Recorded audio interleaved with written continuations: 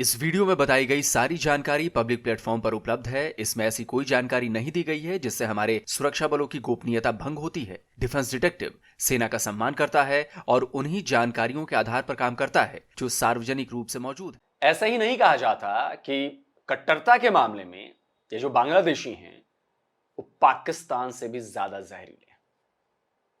जिस भारत की वजह से बांग्लादेश पैदा हुआ, जिस भारत की वजह से बांग्लादेशी पाकिस्तानी फौज के बूटों के नीचे से निकलकर बच पाए, आज उनमें से बहुत से बांग्लादेशी भारत को गालियां दे रहे हैं और भारत पर कब्जा करने का सपना देखने लगे हैं।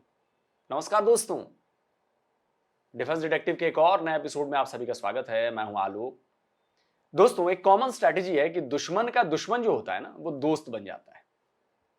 लेकिन बांग्लादेश ने इस स्ट्रैटेजी को बिल्कुल पलट दिया है।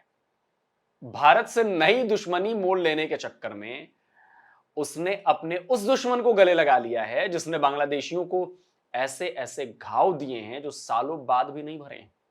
एक तरफ बांग्लादेश की सरकार और बांग्लादेशी आर्मी पाकिस्तान के साथ गलभैयां कर रही है, तो दूसरी तरफ बांग्लादेश के रेडिकल मौलाना गजवाए हिंद के सपने देख रहे हैं और भारत को एक इस्लामिक देश बनाने का सपना पाले बैठे। बांग्लादेश से बढ़ने लगा है गजवाए हिंद का ऐलान।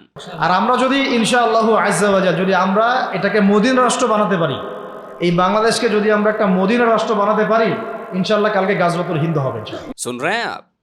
ये बांग्लादेश में कट्टरपंथी सांप कैसे भारत के खिलाफ जहर उगल रहे हैं और बांग्लादेश के चीफ एडवाइजर नया बांग्लादेश बनाने का ढोल पीट रहे हैं। सबसे पहले आपको बताता हूं कि गजवाए हिंद का सपना देखने वाला नया मौलवी ये है कौन। इसका नाम है अबू तोहा मोहम्मद अदनान। तोहा बांग्लादेश का इस्लामिक प्रीचर है। यूट्यूब और फेसबुक जैसे सोशल मीडिया प्लेटफॉर्म पर स्पीच दिया करता है। बांग्लादेश के सीनियर जर्नलिस्ट और ब्लिट्स के एडिटर सलाउद्दीन शोएब चौधरी ने अपने ट्वीट में यह दावा किया है कि अबू तोहा ना केवल रेडिकल जिहादी प्रीचर है बल्कि आतंकवादी संगठन आईएसआईएस का मेंबर भी है। तो तोहा ने फेमस होने का वही फॉर्मूला अपनाया है जो खुद को इस्लामिक प्रीचर बताने वाले और भी कई मौलाना फॉर्मूला ये अपना चुके हैं। कट्टरपंथ का फॉर्मूला, भारत विरोध का फॉर्मूला, हिंदुओं के विरोध का फॉर्मूला, गजवाए हिंद का फॉर्मूला। वैसे तो बांग्लादेश में तोहा के अलावा और भी कई ऐसे जहरीले मौलाना हैं जो रात दिन भारत को बर्बाद करने, भारत पर कब्जा करने का सपना देखते रहते हैं। और सैकड़ों ऐसे रेडिकल मौलाना तो ये सपना देखते देखते कब्र में दफन भी हो गए और ये भी हो जाएंगे। लेकिन बात सिर्फ इतनी नहीं है। बात है कि बांग्लादेश जो दुनिया को झांसा दे रहा है कि वो एक नया बांग्लादेश बनने जा रहा है, वो असल में एक बहुत खतरनाक मोड़ की तरफ मुड़ चुका है। बांग्लादेश में प्रोक्लेमेशन की मांग तेज हो चुकी है। हालांकि दिसंबर के बाद जनवरी और फिर जनवरी के बाद अब जुलाई तक इसे टाल दिया गया है। मैंने पहले भी बताया है कि प्रोक्लेमेशन के नाम पर कट्टर इस्लामिक बांग्लादेश के ऐलान की कोशिश की जा रही है। मैंने कहा था कि इंटरनेशनल सैंक्शंस के डर से मोहम्मद यूनुस ने दिसंबर और जनवरी में प्रोक्लेमेशन अनाउंस करने में टालमटोल की थी। गुरुवार यानी 16 जनवरी को इसे लेकर ऑल पार्टी मीटिंग होने वाली है और यह कहा जा रहा है कि पहले तो सरकार प्रोक्लेमेशन को अनाउंस करने वाली थी, लेकिन अब स्टूडेंट यूनियन करेंगे। असल में कोशिश यह है कि इस अनाउंसमेंट में कोई ऐसी बात भी होगी जो इंटरनेशनल नॉर्म्स के खिलाफ होगी, तो मोहम्मद यूनुस की सरकार पर बात नहीं आएगी। अभी बांग्लादेश का ऑफिशियल नाम है पीपल्स रिपब्लिक ऑफ बांग्लादेश और शेख हसीना के तख्ता पलट में शामिल सो कॉल्ड स्टूडेंट यूनियन और बांग्लादेश के रेडिकल्स इसी नाम को बदलना चाहते हैं। वो पीपल्स रिपब्लिक ऑफ बांग्लादेश नहीं बल्कि इस्लामिक स्टेट ऑफ बांग्लादेश बनना चाहते हैं। মুমিন যারা মুমিন ভাই, মুমিনে কি ভাই, খালাস আল মুসলিম ওয়া আখুল মুসলিম, মুসলিমের ভাই কি মুসলিম, খালাস এইটুক, মুসলিম আমার ভাই, মুসলিম আমার ভাই। এখন যারা এদেশের রাষ্ট্র ক্ষমতা ইসলামকে চায় না তারা আমাদের ভাই না। সে যে কোনো নামেই আসুক, এক্স ওয়াই জেড, দেখার দরকার নেই। এক্স নামে আসুক, ওয়াই নামে আসুক, জেড নামে আসুক, যারা রাষ্ট্র ব্যবস্থা ইসলামকে চায় না তারা আমার ভাই। খালাস, সোজা কথা। এখন রাষ্ট্র ব্যবস্থা ইসলাম চায় যে ভাইরা আমাদের, ওই ভাইদেরকে একসাথে থাকতে হবে। এখন বাংলাদেশের দরকার একটা ইসলামপন্থী রাষ্ট্র ব্যবস্থা। इतना ही नहीं, ये मौलाना इस्लामिक अखंड भारत बनाने के भी सपने देख रहा है। क्या गजब हाल है भाई इन लोगों का, जरा सोचिए आप। बांग्लादेश आज भी चावल के लिए तरस रहा है। भारत ने अभी 2000 मीट्रिक टन से ज्यादा चावल बांग्लादेश को भेजे हैं, टेक्सटाइल का सामान भेजा है, इससे पहले आलू प्याज से लेकर दूसरी कई चीजें भेजी थी। तो नमक हरामी तो इनके खून में है, और इनके तभी तो ये इस्लामिक अखंड भारत बनाने की बात कर रहा है।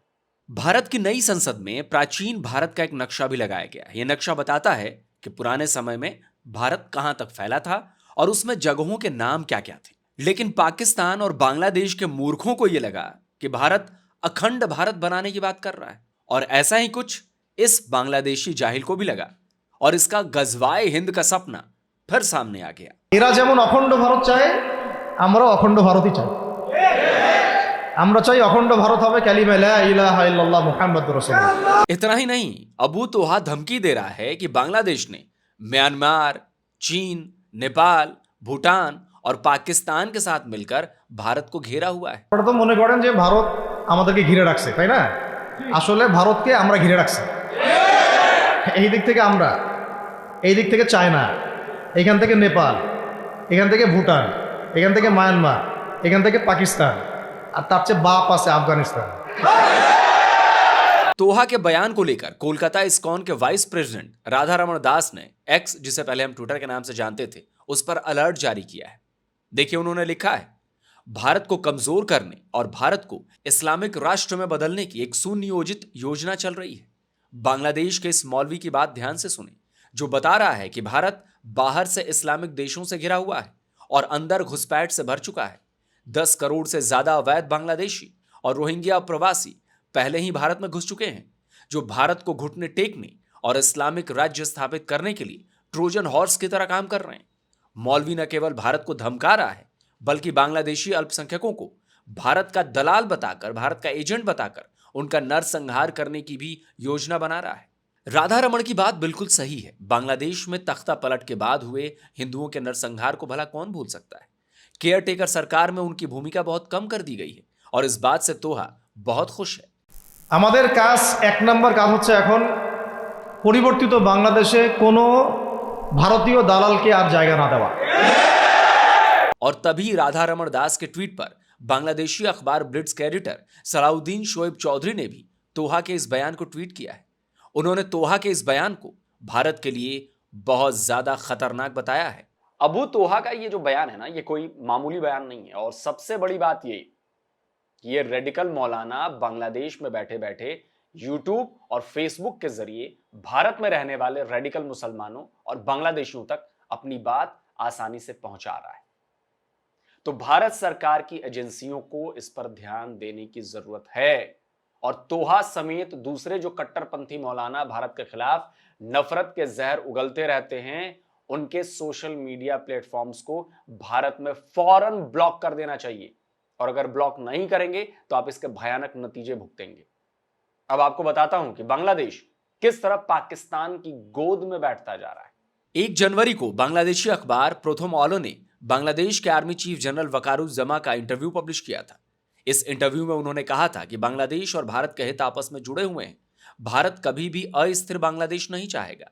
उन्होंने भारत को एक महत्वपूर्ण पड़ोसी बताया था और कहा था कि बांग्लादेश बहुत से मामलों में भारत पर निर्भर है। उन्होंने कहा कि हम कोई भी ऐसा कदम नहीं उठाएंगे जो भारत के स्ट्रैटेजिक इंटरेस्ट को डैमेज कर सकते हैं। लेकिन जरा अब इस वीडियो को देखिए। यह वीडियो पाकिस्तान का है, और पाकिस्तानी सेना की ISPR ने इस वीडियो को अपने यूट्यूब चैनल पर पोस्ट किया है। इसमें जिस आर्मी ऑफिसर को पाकिस्तानी सेना सलामी दे रही है वो हैं बांग्लादेश आर्मी के lieutenant general Kamrul Hasan. Lieutenant general Kamrul Hasan समेत 3 बांग्लादेशी आर्मी के ऑफिसर पाकिस्तान के दौरे पर हैं। कमरूल हसन ने पाकिस्तानी आर्मी के chief lieutenant general Asim Munir से भी मुलाकात की है। बांग्लादेशी सेना के इतने बड़े ऑफिसर्स पहली बार पाकिस्तान के दौरे पर। ये दोनों देशों के लिए ऐतिहासिक भी है। 1971 के बाद से अब तक कभी इस तरह का कोई दौरा हुआ नहीं।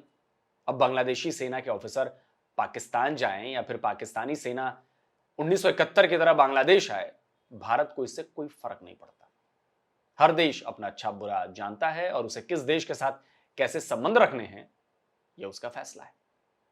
हाँ, हमारा कहना तो यह है कि बांग्लादेशी आर्मी के जनरल्स का पाकिस्तान दौरा खुद बांग्लादेशी आर्मी चीफ के उस बयान के उलट है जिसमें उन्होंने भारत के स्ट्रेटेजिक इंटरेस्ट को हर्ट नहीं करने की बात कही थी। अभी हाल ही में इंटरव्यू दिया था। अब आपको बताता हूं कि जिस सपने को देखते देखते पाकिस्तान से लेकर बांग्लादेश के कट्टरपंथियों की कई पुश्तें निकल चुकी हैं, और आने वाली भी कई पुश्तन निकल जाएंगी, दफन हो जाएंगी। वो गजवाए हिंद है क्या? गजवाए हिंद एक चूरन है जिसे पाकिस्तानी कठमुल्ले सालों से अपनी जाहिल पब्लिक को चटा रहे हैं। इसका शाब्दिक अर्थ होता है हिंदुस्तान में इस्लाम को स्थापित करने के लिए होने वाली वो जंग। तो पाकिस्तानियों को लगता है कि वो भारत को भी इस्लामिक देश में बदल देंगे और इसके लिए वो बड़ी जंग भी करने के लिए तैयार हैं। इसमें भारतीय मुसलमान भी कुछ इस बात पर बिलीव करते हैं। गजवाए हिंद के नाम पर पाकिस्तानी आतंकवादियों ने खूब खून खराबा किया है। अभी भी भारत में गजवाए हिंद नाम का एक आतंकी संगठन है जिसके खिलाफ NIA ने एक्शन लिया है। इसमें पाकिस्तान के साथ साथ बांग्लादेशियों के लिंक्स भी सामने आए हैं। अब जरा सोचिए कि भारत पर तो अलग अलग समय में 700 से 800 साल तक मुसलमानों का शासन रहा, लेकिन हिंदुस्तान तब भी था और आज भी है। तब भी बहुत से कट्टरपंथी पूरे भारत को इस्लामिक बनाने का सपना देखा करते थे और आज भी वो रेडिकल्स ऐसा ही मंसूबा पाले हुए हैं। लेकिन भारत अपनी जगह पर डटा हुआ है और डटा रहेगा। तो ऐसे रेडिकल्स कीड़े मकोड़ों की तरह बहुत से आएंगे और जाएंगे। कितने गाजी आए, कितने चले गए। हाँ, जो कुछ ज्यादा बिलबिलाते हैं उनका सही से इलाज भी कर दिया जाता है और आगे भी किया जाता रहेगा। तो चावल से लेकर आलू प्याज के लिए भारत के आगे हाथ पसारने वाले बांग्लादेशियों के नए नवेले कट्टरपंथी मुल्ला मौलवियों का भी आज नहीं तो कल इलाज तो हो ही जाएगा। बस सही वक्त आने दीजिए। वैसे भारत इलाज करने में बहुत माहिर है। 53% बांग्लादेशी भारत में इलाज कराने आते हैं। तो हर तरह का इलाज हम बहुत तसल्ली बख्श तरीके से करते हैं। तो पाकिस्तान के रेडिकल मुल्लाओं और उनके चमचों, तुम्हारा इलाज तो ऐसा होगा ना कि बस पूछो मत। इसलिए पजामे में रहो, अपने 4 इंच छोटे पजामे से बाहर मत आओ। पजामे से बाहर आओगे पिछवाड़ा दिखेगा पूरी दुनिया को और वो लाल हुआ दिखेगा, याद रखना। तो दोस्तों, इस वीडियो को ज्यादा से ज्यादा लाइक करिए, शेयर करिए और कमेंट जरूर करिए ताकि ये कमेंट उन तक भी तो पहुंचे जो ये आमी गजवाए हिंद करवो जो कर रहे हैं ना। ये तो तुम ही जानी ना, आमी गजवाए पिछवाड़ा करबो। जिन दोस्तों ने अभी तक डिफेंस डिटेक्टिव को सब्सक्राइब नहीं किया है तो प्लीज जरा सब्सक्राइब कर लीजिए। चैनल बहुत बढ़िया जानकारियां देता है, फ्री में जानकारियां देता है और ऑथेंटिक जानकारियां देता है। बेल आइकन जरूर प्रेस करिएगा जिससे हमारे द्वारा अपलोड किए गए हर वीडियो की जानकारी आपको फौरन मिल जाए। जल्दी मिलता हूं एक और नए वीडियो के साथ। नमस्कार, जय हिंद। तो अगर आप चाहते हैं मुझसे बात करना, मुझसे कोई सवाल पूछना, तो फैन कॉल पर आप मुझसे कनेक्ट हो सकते हैं। फैन कॉल में ये सुविधा है कि आप अपने हिसाब से वहां पर जाकर टाइम स्लॉट बुक कर सकते हैं कि आपको फलाने दिन मुझसे बात करनी है, फलाने टाइम पे मुझसे बात करनी है। लेकिन ये भी बता दूं कि ये पेड सर्विस है।